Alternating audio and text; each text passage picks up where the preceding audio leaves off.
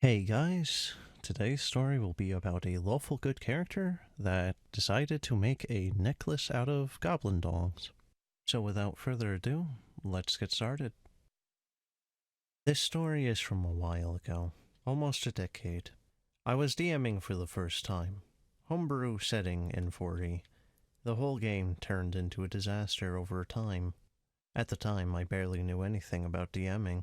So I let the party swell to 13 people at one point. It was mostly my fault, but this one player, this one man, Frank, I've never seen a player that hits the nexus between that guy, murder hobo, and creepy PC in the 9 years of forever DMing that proceeded after this game. To preface, I was roommates with everyone from session 0, including Frank. In Session 0, the PCs solidified their characters.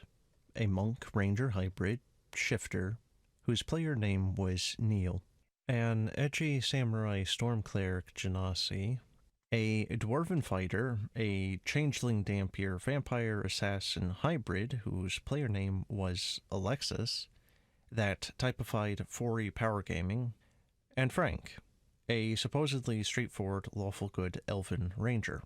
When the game starts, the party is drinking in a tavern situated in a lawless city in the grips of a gang war. Neil's character does work occasionally for one of the gangs, and a pyromancer from a rival gang notices him and attacks him. The tavern owner runs downstairs and locks himself in a safe room to avoid getting involved in gang politics. The pyromancer sets fire to the tavern, and the tavern turns into a full blaze when his flames come in contact with the booze. The party runs downstairs while the dwarf fighter holds off the pyro to rescue the tavern owner before the tavern is fully engulfed. Frank's first move is to try and extort the tavern owner for money in exchange for saving his life. I was a little stunned because Frank detailed his character as a righteous, classically lawful good character who mourns the destruction of his homeland, with a need to carry on their ideals. And here he is, extorting a bystander in his first social interaction. I remind him of his alignment and character background, and he relents. But that wasn't the end of it. As each session progressed, Frank went further and further off the deep end. He reveled in casual acts of cruelty against random mooks, such as torturing the last surviving bandit from a random encounter by slowly pressing arrows into his eyes and ears, and breaking every limb on a random goblin while the other party members had disabled the rest non-lethally. And then comes Frank attempting rape. The party was resting at an inn along the way to a quest, and Neil started chatting up a barmaid. I rolled my eyes a bit and made the DC for him, seducing her a flat 20. He rolls a nat 20. He then tells me he leads her upstairs to his room and asks me how he determines his performance in bed. Nowadays, I would simply fade to black on this kind of thing, but to sate him, I tell him to make an endurance check. It's a 24 after modifiers. I sarcastically tell him he goes for 3 straight hours, and he and his paramour are so loud that all the other patrons hear them. This made everyone at the table laugh. Then Frank rolls charisma to try the same with another female server. He rolls a 4 and she rebuffs him. Then he tries to persuade her by making a strength check and forcing her to come upstairs with him. I stopped the game immediately to tell Frank that I won't allow any player to rape anyone, NPC or PC, at my table. I add again that he is lawful good and that I'm doing 2 things: restarting the scene before he tried this, and changing his alignment to chaotic evil. I was done with his behavior, and I was using a rule that stated changing a character's alignment subtracted a level, which I did. It's a rule which I don't use anymore, but a veteran DM I knew told me to institute it. Frank was unhappy, but strangely calm about the whole thing. At this point, Frank is disliked by everyone at the table, and they feel weirded out even interacting with him out of character.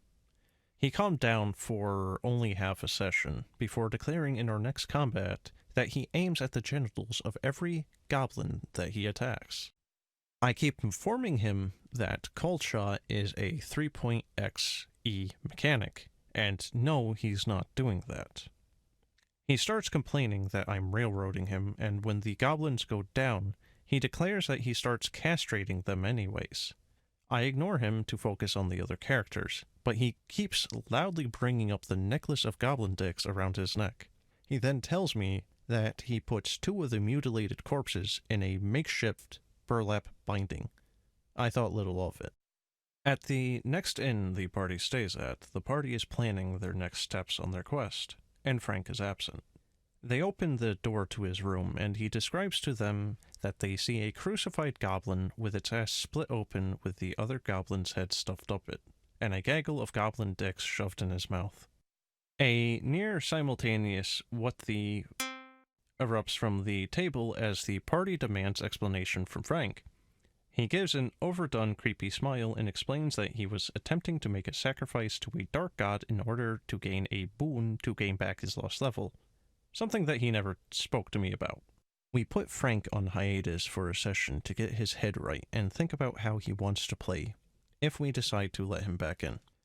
At this point, the party has swelled to 10 plus characters, and the game is nearly unplayable because combat with 5 plus newbie PCs and 4 combat mechanics is unwieldy enough as it is, let alone with 10 PCs. His first and last game back, he seems to have calmed down and fades into the background and lets the small army of PCs we have do everything. We think he's calmed down until Alexis makes a comment in character justifiably mocking the insane murder hobo elf. Frank doesn't like this. At all. He starts collecting bones from the skeletons the party defeated in their last encounter, and waits.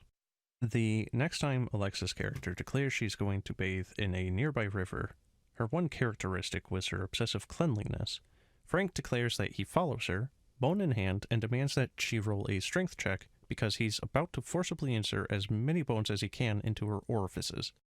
We stop the game to tell Frank he's kicked out, and is never allowed to play with any of us.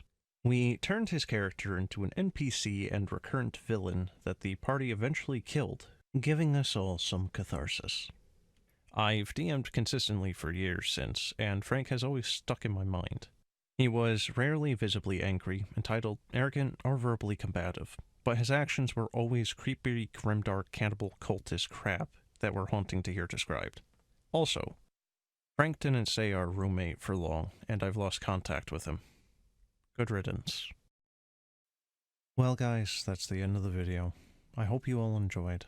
Until next time, have a good one.